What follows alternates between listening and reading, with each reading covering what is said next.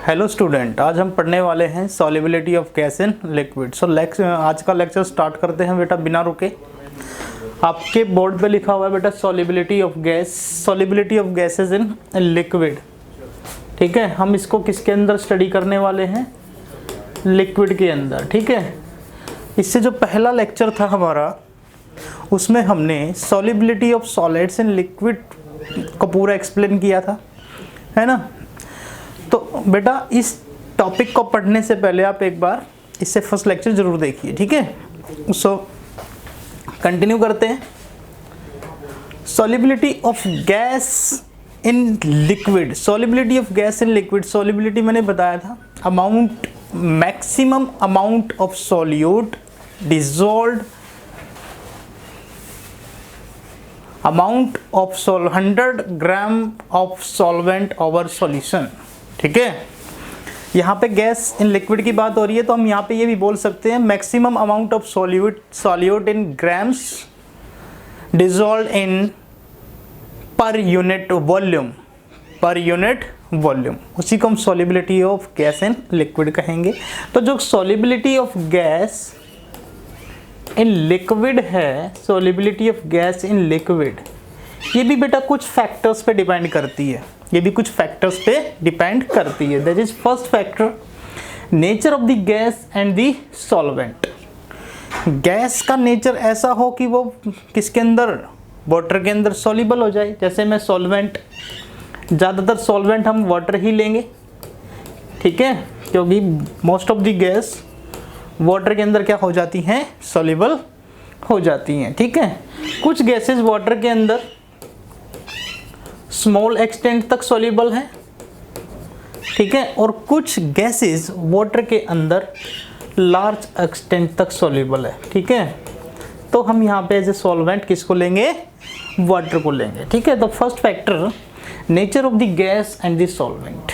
ठीक है, the solubility of different gases varies considerably in the same solvent. आपके पास solvent water है, ठीक है, और वाटर के अंदर आपको गैसेस को सॉल्युबल करना है। कुछ गैसेस आपकी वाटर के अंदर हाईली सॉल्युबल है और कुछ गैसेस वाटर के अंदर कम सॉल्युबल है। ठीक है, तो आपने फर्स्ट इससे पहले पढ़ा था लाइक डिसॉल्व्ड लाइक। ये रूल यहाँ भी काम करता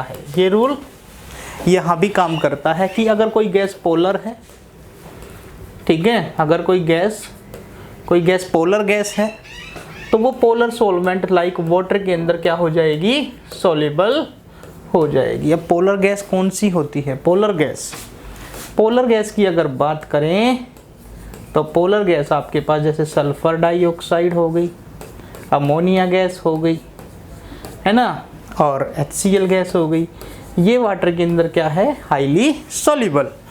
हाइड्रोजन हो गया, ऑक्सीजन हो गया, नाइट्रोजन हो गया, है ना, ये गैसेस क्या है, वाटर के अंदर कम सॉल्युबल है, बिकॉज ये आपकी कैसी गैस है, नॉन पोलर गैस है। ठीक है, और ये कैसी गैस है, आपकी पोलर गैस है। तो ये रूल यहाँ पे भी काम करता है, लाइक डिसॉल्व्ड लाइक। अगर कोई गैस पोलर है तो वो पोलर सॉल्वेंट लाइक वाटर के अंदर सॉल्युबल है, अगर कोई गैस नॉन पोलर है तो वो वाटर के अंदर कम सॉल्युबल है। Clear? That is the first factor. And second factor की अगर हम बात करें, लिखा हुआ है for example oxygen, nitrogen, helium and organ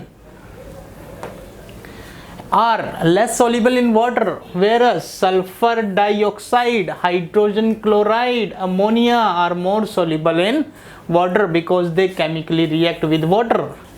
ये गैस भी, ये वाली गैस भी और ये वाली गैस भी, ये वाटर के साथ केमिकली रिएक्ट कर जाती है और हाईली सॉल्युबल है। ये मिलके वाटर के साथ सल्फ्यूरिक एसिड बनाती है, ये वाली गैस वाटर के साथ हाइड्रोक्लोरिक एसिड बनाती है और ये अमोनियम हाइड्रोक्साइड बनाएंगे। ठीक है, सो नेक्स्ट आगे बढ़ते हैं। Effect of temperature, the solubility of gas decreases with increase in temperature. आप लोगों ने पढ़ा है ली चैटलायर प्रिंसिपल।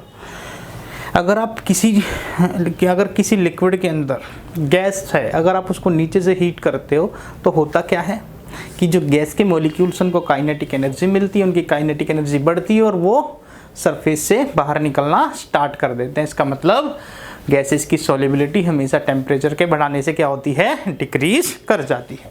ठीक है, कुछ एक्सेप्शन है इसमें, एक्सेप्शन जरूरी है क्योंकि एक्सेप्शन में से क्वेश्चन पूछा जाता है। The solubility of some strongly soluble gases hydrogen and inert gases हो गई जैसे हीलियम, नियोन, आर्गन, क्रिप्टॉन। ठीक है, इनकी जो सॉल्युबिलिटी है वो थोड़ी सी बढ़ती है जब हम टेम्परेचर को इंक्रीज करते हैं। ठीक है, किसके अंदर, नॉन पोलर सॉल्वेंट के अंदर।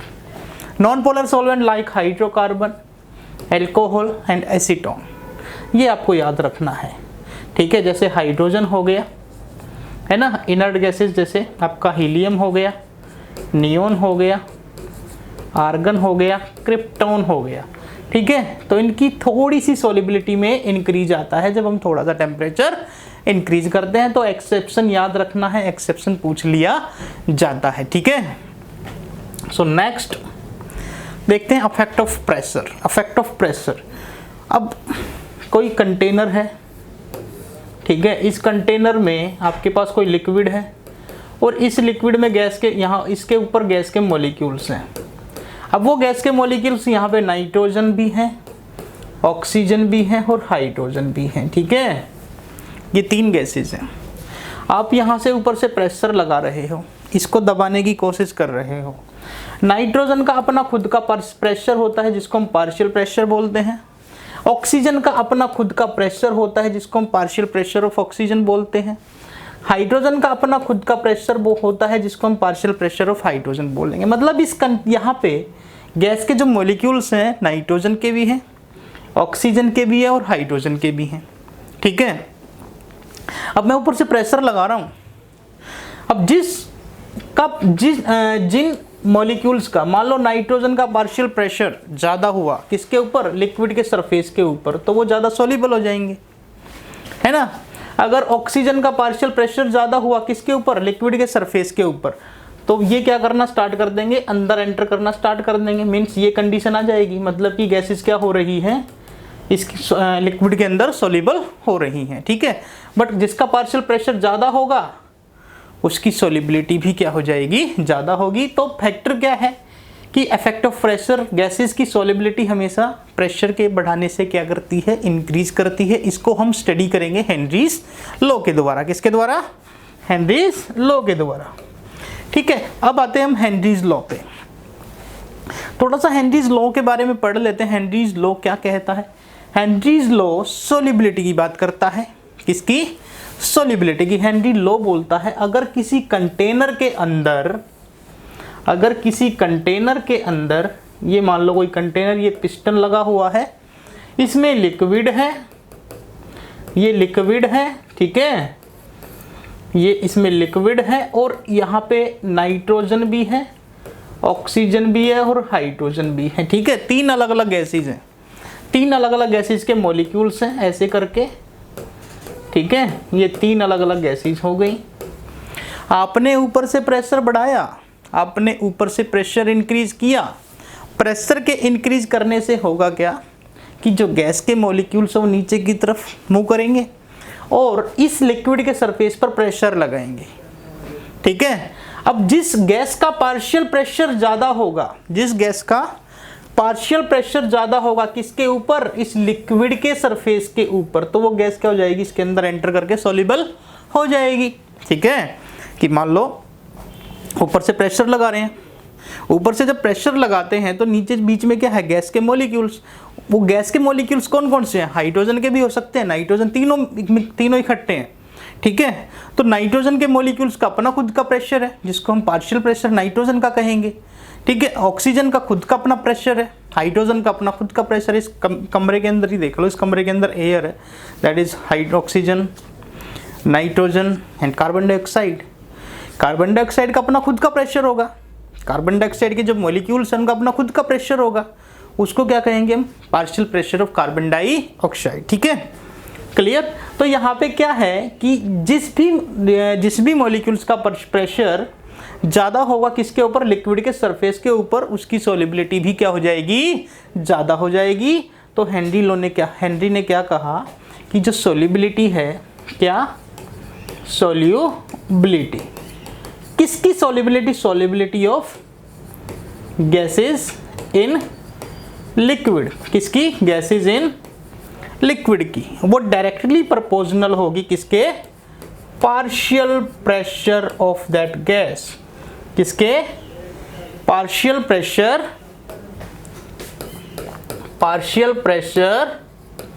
Of that gas above liquid surface.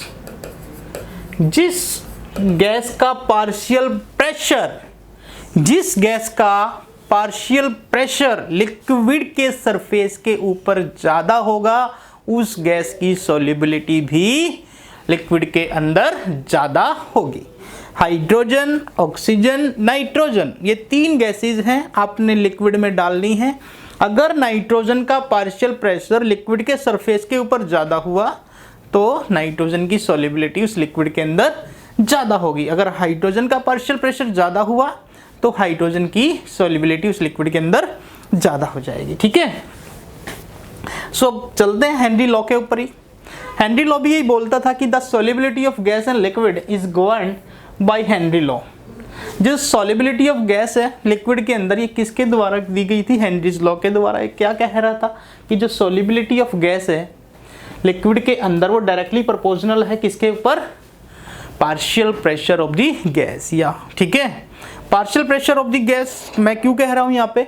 मैं इसलिए कह रहा हूँ partial pressure of the gas क्योंकि मेरे पास गैसेस बहुत सारी हो सकती हैं. Hydrogen, nitrogen, oxygen, carbon dioxide. ठीक है, 3-4 गैसेस को मैं लिक्विड में डालना चाह रहा हूँ. जिस गैस का पार्शियल प्रेशर ज़्यादा होगा वो गैसेस ज़्यादा सोल्यूबल है. क्लियर है? ठीक है. So solubility if we use mole fraction of that. अब यहाँ पे देखो मैंने क्या कहा कि सॉल्युबिलिटी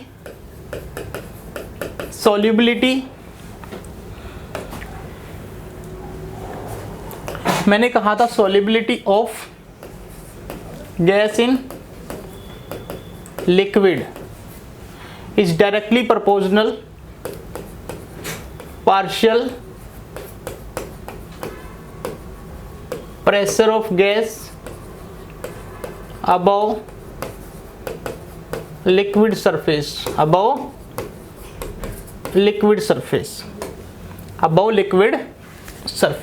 जिस गैस का पार्शियल प्रेशर ज़्यादा होगा उस गैस की सॉल्युबिलिटी लिक्विड के अंदर ज़्यादा होगी. अब ये सॉल्युबिलिटी को मैं किससे लिख लेता हूँ? किसी कंसंट्रेशन टर्म से लिख लेता हूँ. दैट इज, है ना, तो इसको मैंने कंसंट्रेशन टर्म दी जैसे कि मोल फ्रैक्शन.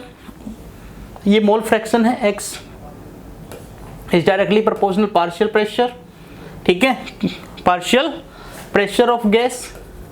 ये पार्शियल प्रेशर ऑफ गैस कौन सा? Partial pressure of gas above liquid surface. और ये x क्या है? Mole fraction of gas in liquid. ये क्या है? Mole fraction of gas in liquid. मतलब कि सिंपल सा फंडा, अगर लिक्विड के सरफेस के ऊपर जिस गैस का पार्शियल प्रेशर ज्यादा होगा उस गैस के मोल फ्रैक्शन लिक्विड के अंदर भी तो ज्यादा होंगे. मतलब वो गैस ज्यादा सोल्यूबल हो जाएगी तो उसके मोल फ्रैक्शन भी क्या होंगे? लिक्विड के अंदर ज्यादा नहीं हो जाएंगे. है ना, कि जैसे कि ये कंटेनर था, यहाँ पे गैस है और ये लिक्विड आपका पूरा है ना, और यहाँ पे आपका प्रेशर है. इसमें ये नाइट्रोजन के मॉलिक्यूल्स और ये हाइड्रोजन के मॉलिक्यूल्स है ना. मैं कहूँ कि नाइट्रोजन का पार्शियल प्रेशर यहाँ पे ज़्यादा है. जितना नाइट्रोजन का पार्शियल प्रेशर ज़्यादा है तो वे मॉलिक्यूल्स उतनी स्पीड से एंटर करेंगे ना नीचे की तरफ, तो वो सोल्यूबल नहीं हो जाएंगे. तो इसका मतलब अगर नाइट्रोजन का पार्शियल प्रेशर ज़्यादा हुआ तो इसके मोल फ्रैक्शन लिक्विड के अंदर, मोल फ्रैक्शन ऑफ नाइट्रोजन किसके अंदर? लिक्विड के अंदर, वो भी क्या हो जाएंगे? ज़्यादा हो जाएंगे. Is that clear? तो यहाँ से स्टेटमेंट बनती है कि अगर किसी भी गैस का पार्शियल प्रेशर लिक्विड के सरफेस के ऊपर ज़्यादा होगा उस गैस के मोल फ्रैक्शन लिक्विड के अंदर उतने ही ज़्यादा हो जाएंगे. क्लियर? समझ आ गया होगा, यही हेनरी लॉ है और कुछ नहीं है. ठीक है, that is x is the mole fraction. ये बात ध्यान रखनी है, बस यहाँ पे ये ध्यान रखना है. इसको थोड़ा सा इंटरचेंज कर दो. Partial pressure of gas. कोई पूछे भाई ये प्रेशर कौन सा है, ये आपने बताना partial pressure of gas above liquid surface. ठीक है, ये वो प्रेशर है जो लिक्विड के सरफेस पे लग रहा है। अगर ये ज्यादा होगा तो उस गैस के मोल फ्रैक्शन भी लिक्विड के अंदर ज्यादा होंगे। Mole fraction actually mole fraction of gas in liquid, mole fraction of gas in liquid. ठीक है, तो ये आपका रिलेशन बन गया है ना। अब इस डायरेक्टली प्रोपोर्शनल को एक साइन से हटा दो, that is P KH into x. अच्छा, इसको थोड़ा सा मैं x ऐसे करके लिख दूं, 1 मिनट, इसको मैं थोड़ा सा x ऐसे करके लिख दूं। ठीक है, तो यहाँ पे आप इसको डिफाइन भी कर सकते हो, P is the partial pressure of gas above the liquid surface and x is the mole fraction of gas in liquid. ठीक है, सो ये रिलेशन आ गया। यहाँ पे जो KH है ये क्या है, हेनरीज कांस्टेंट। क्या है ये, हेनरीज कांस्टेंट, हेनरीज कांस्टेंट। बात समझ आ गई होगी। ठीक है, तो यहाँ पे यही स्टेटमेंट में यही लिखा है कि partial pressure of gas in solution is equals to KH mole fraction of the gas in solution. KH यहाँ पे क्या है, हेनरी कांस्टेंट है, और KH लिखा भी हुआ, KH is the Henry's law constant. ठीक है, सो नेक्स्ट उस पे चलते हैं, यूनिट ऑफ KH। अब देखो ना थोड़ा सा, P KH into x, so KH is equals to P upon x. X की यूनिट तो कुछ होती ही नहीं है, प्रेशर की जो यूनिट होगी वही KH की यूनिट होगी। So unit of KH is ATM over bar. ये ATM है, ये क्या है आपका ATM। ठीक है, if you draw a graph between partial, अगर हम एक ग्राफ बनाए, अब ये देख लो ये दोनों क्या है, एक दूसरे के डायरेक्टली प्रोपोर्शनल है, तो ग्राफ मेरे हिसाब से एक स्ट्रेट लाइन ग्राफ जाएगा, है ना। अगर हम मोल फ्रैक्शन और पार्शियल प्रेशर के बीच ग्राफ बनाए, ठीक है, लिखा हुआ है mole fraction of the gas in solution versus partial pressure, है ना, तो हमें ग्राफ कैसा मिलेगा, एक स्ट्रेट लाइन ग्राफ मिलेगा। दिखा रखा है एक्स पे, है ना, दिखा रखा ना स्ट्रेट लाइन, क्योंकि जो पार्शियल प्रेशर है वो KH इंटू एक्स। ठीक है, तो दोनों एक दूसरे के क्या है, डायरेक्टली प्रोपोर्शनल है। क्लियर। अब KH की वैल्यू की KH की बात करते हैं। जो आपका KH है, ठीक है, क्या ये सभी गैसेस के लिए सेम होगा? नो, KH आपका डिफरेंट होगा, डिफरेंट फॉर डिफरेंट गैसेस। अलग अलग जो गैसेस आपने ली है उसके लिए KH भी आपका क्या होने वाला है, डिफरेंट आएगा at same temperature, same temperature पे। ठीक है, क्लियर। जैसे टेबल दिखाता हूं इसकी एक, ये टेबल है हीलियम और नियोन का। देखो हीलियम और हाइड्रोजन का सेम टेम्परेचर पे 293, 293, 293, और KH की वैल्यू क्या दिखा रखी है, 144.97, हाइड्रोजन के केस में 69.16 और नाइट्रोजन के केस में 76.48। यहाँ पे देख लो, ये देख लो, और ये दोनों वैल्यूज है ना सेम टेम्परेचर पे, KH की वैल्यू भी क्या हो जाती है, डिफरेंट हो जाती है ना, अलग अलग गैसेस के लिए। क्लियर। सो यहाँ से देखो P KH इंटू एक्स। अब KH को देखें तो KH is equals to P upon x. अगर किसी भी गैस का मोल फ्रैक्शन x क्या, ये दोनों एक दूसरे के क्या दिखाई दे रहे हैं यहाँ पे, इनवर्सली प्रोपोर्शनल दिखाई दे रहे हैं ना। अगर मोल फ्रैक्शन ऑफ गैस कम हुआ, मोल फ्रैक्शन ऑफ गैस कम हुआ तो KH की वैल्यू क्या होगी, बढ़ेगी। तो इसका मतलब बोल सकते हैं अगर किसी का KH बड़ा है तो उस गैस की सॉल्युबिलिटी लिक्विड के अंदर कम है। अगर किसी का KH छोटा हो, ठीक है, तो उस गैस की KH अगर छोटा होगा, देखो तो मोल फ्रैक्शन बढ़ जाएगा किसके अंदर, लिक्विड के अंदर, तो उस गैस की सॉल्युबिलिटी क्या हो जाएगी, बढ़ जाएगी। तो आप बोल सकते हो अगर आपका KH बड़ा है तो सॉल्युबिलिटी क्या होने वाली है, सॉल्युबिलिटी आपकी डिक्रीज करने वाली है। ठीक है, अगर आपका KH छोटा है तो सॉल्युबिलिटी क्या करने वाली है, इंक्रीज करने वाली है। ठीक है, और KH की वैल्यू डिपेंड करती है किसके ऊपर, टेम्परेचर के ऊपर। मतलब अगर टेम्परेचर चेंज करोगे तो KH भी चेंज हो जाएगा। ठीक है, अब देख लो टेम्परेचर बढ़ाओगे, टेम्परेचर बढ़ाओगे तो क्या होगा, टेम्परेचर बढ़ाने से solubility of gas in liquid decrease कर जाती है, मोल फ्रैक्शन डिक्रीज नहीं करेंगे।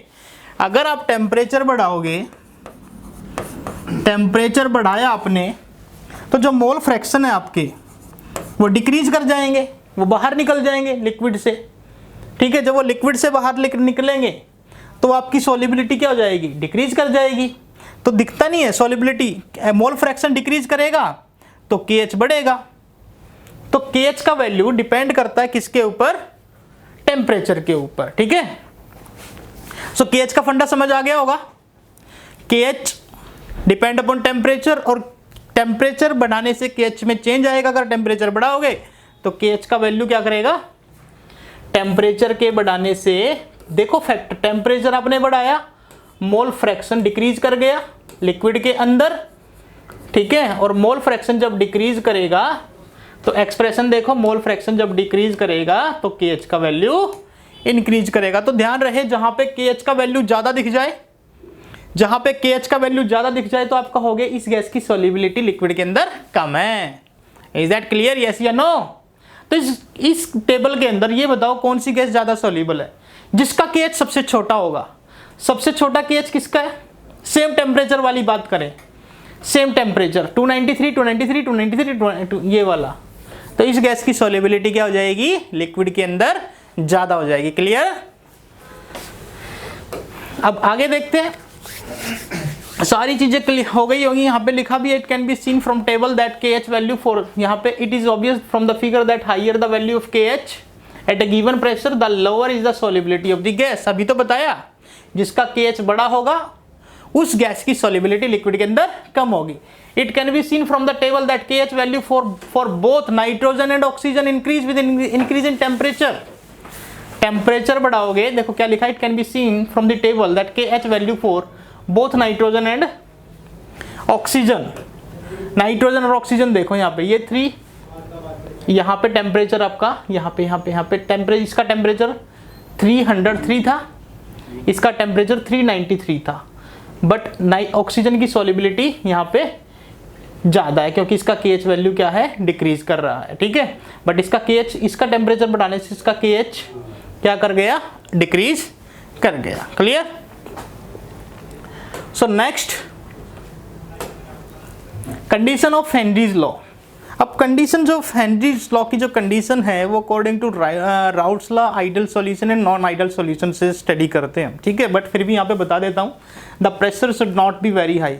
अगर आपका प्रेशर ज़्यादा हुआ तो according to ideal solution PA is equals to P0A into XA, ये कंडीशन सेटिस्फाई नहीं होगी। ठीक है, अगर आपका टेम्परेचर बहुत कम हुआ, is not to be, should not be too low, ना तो टेम्परेचर ज़्यादा कम होना चाहिए ना ही प्रेशर ज़्यादा हाई होना चाहिए। अगर ये दोनों ही चीज़, अगर प्रेशर ज़्यादा होगा तो आपकी आइडियल सॉल्यूशन की कंडीशन फुलफिल्ड नहीं होगी। अगर आपका टेम्परेचर कम होगा तो ये आइडियल कंडीशंस को फॉलो नहीं कर पाएगा। तीसरी बात क्या है कि आपकी गैसेस जिस भी लिक्विड के अंदर जा रही हैं, जिस भी लिक्विड के अंदर सॉल्युबल हो रही हैं, वो गैसेस आपस वो लिक्विड के साथ केमिकली कंबाइन नहीं होनी चाहिए। अगर वो केमिकली कंबाइन हो गई, ठीक है, तो फिर उससे आपका एक कंपाउंड का फॉर्मेशन हो जाएगा। ठीक है, जैसे कि the gases should not chemically combine with solvent और डिसोसिएट इन दी सॉल्वेंट। जैसे आपने अमोनिया गैस ली यार, अमोनिया गैस को जब आप वाटर में मिक्स करोगे तो ये एक NH4OH बना लेगा, तो ये हाईली कंबाइन, ये केमिकली रिएक्ट कर गया। क्लियर? ये केमिकली क्या कर गया, रिएक्ट कर गया। तो ये कंडीशंस है, ना तो प्रेशर आपका ज़्यादा हाई होना चाहिए ना ही आपका टेम्परेचर कम होना चाहिए। प्रेशर ज़्यादा होगा तब भी आपका आइडियल कंडीशंस फॉलो अप नहीं हो पाएगी, और आपका प्रेशर, आपका टेम्परेचर कम हुआ तब भी आपकी आइडियल कंडीशन फॉलो अप नहीं कर पाएगी। ठीक है, और आपकी गैसेस केमिकली कंबाइन भी नहीं होनी चाहिए, किसके साथ, सॉल्वेंट के साथ। किसके साथ, सॉल्वेंट के साथ। And not if KH is the unit of pressure, if KH is the unit of pressure. हाँ, जो KH की यूनिट मैंने अभी तो बताई थी, ठीक है, P/X, X तो मोल फ्रैक्शन है, mole fraction is no unit. है ना। तो KH की यूनिट आपकी क्या होती है, प्रेशर की, जो प्रेशर की यूनिट होती है वही KH की यूनिट होती है, और इसने दिखा रखा है प्रेशर में, ठीक है, क्लियर।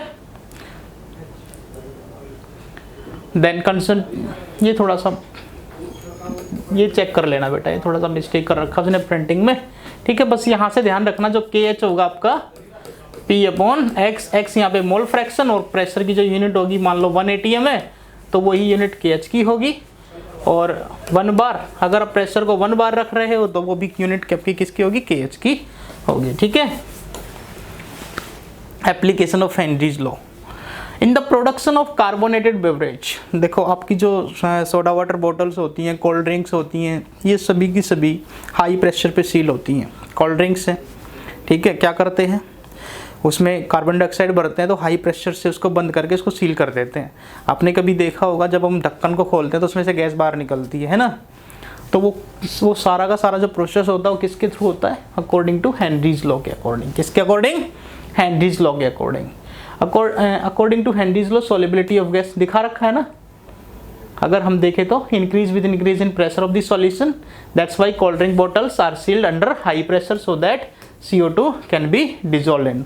मतलब हाई प्रेशर से उसके अंदर CO2 को हम क्या कर देते हैं, डिजोल्व कर देते हैं, और जब हम प्रेशर बढ़ाएंगे, हाई प्रेशर होगा तो सॉल्युबिलिटी भी क्या होगी, CO2 की लिक्विड के अंदर ज़्यादा होगी, ठीक है।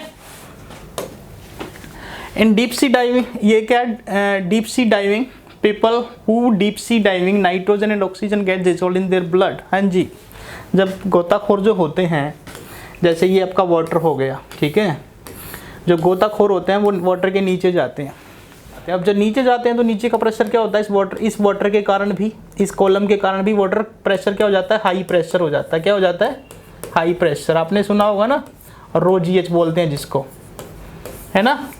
तो जब वो नीचे जाते हैं तो हाई प्रेशर के कारण जो ऑक्सीजन और नाइट्रोजन है, ठीक है, वो हाईली क्या हो जाती हैं, ब्लड के अंदर सॉल्युबल हो जाती हैं। जो ऑक्सीजन है वो तो बेटा यूज कर ली जाती है मेटाबॉलिक प्रोसेस के लिए, ठीक है, ऑक्सीजन तो हो जाती है यूज मेटाबॉलिक, बट नाइट्रोजन का क्या करें। बट जब जैसे ही वो बाहर निकलता है तो ये जो नाइट्रोजन है हमारी बॉडी के अंदर बबल्स के रूप में इसके बबल्स बनने लगते हैं, क्योंकि जब ऊपर आता है ना बंदा, यहाँ पे नीचे तो हाई प्रेशर है, हाई प्रेशर से क्या हो जाएगा, नाइट्रोजन सॉल्युबल हो जाएगा। जब बाहर निकलेगा तो प्रेशर कम नहीं होगा, डिक्रीज करेगा प्रेशर, और प्रेशर डिक्रीज करेगा तो वो जो गैस है नाइट्रोजन वो बुलबुला के रूप में आएगी बाहर, तो उससे पेन होता है बेटा। This is the painful conditions.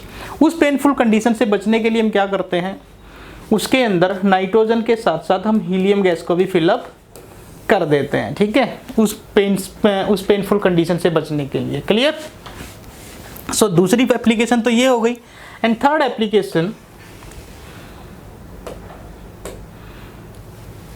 Application जैसे आपकी हाई एल्टीट्यूड पे चले जाएं। हाई एल्टीट्यूड का मतलब हम हाइट पे चले जाते हैं। हाइट पे होता क्या है, हाइट पे प्रेशर डिक्रीज कर जाता है, और प्रेशर डिक्रीज करता है तो हमारे अंदर जो सॉल्युबल ऑक्सीजन है, ठीक है, उसकी भी सॉल्युबिलिटी क्या होने लगती है, डिक्रीज कर जाती है, ठीक है। तो उससे क्या होता है बेटा, एक प्रॉब्लम क्रिएट होती है जिसको एनोक्सिया बोलते हैं। क्या बोलते हैं, अनोक्सिया, ठीक है। और अनोक्सिया ये किस कमी के कारण, ऑक्सीजन की कमी के कारण होगी। क्यों, क्योंकि हाई एल्टीट्यूड पे क्या होता है, प्रेशर लो होता है। हाई एल्टीट्यूड पे प्रेशर लो हो जाता है, और प्रेशर लो होने से ऑक्सीजन की सॉल्युबिलिटी क्या हो जाती है, डिक्रीज कर जाती है, जिससे अनोक्सिया जैसी कंडीशंस आ जाती है। आदमी इरिटेट होने लगता है ना, उसका माइंड ज़्यादा काम नहीं कर पाता। क्लियर। तो ये थी एप्लीकेशन ऑफ हेनरीज लॉ। सो आज हमने हेनरीज लॉ को स्टडी कर लिया डिटेल में। हेनरीज लॉ की एप्लीकेशन, कंडीशन और solubility of gas in liquid study कर लिया, ठीक है। तो बेटा हमने इससे पिछले वीडियो में solubility of solids in liquid study किया था, और आज हमने solubility of gas in liquid study कर लिया। जो हमारा नेक्स्ट वीडियो आएगा वो आएगा राउल्ट्स लॉ, ठीक है, Raoult's law, ideal and non ideal solution. So बेटा स्टडी करते रहिए, इसके साथ साथ आपको इसके ढेर सारे न्यूमेरिकल्स मिल जाएंगे IIT JEE mains. So thank you so much, have a nice day.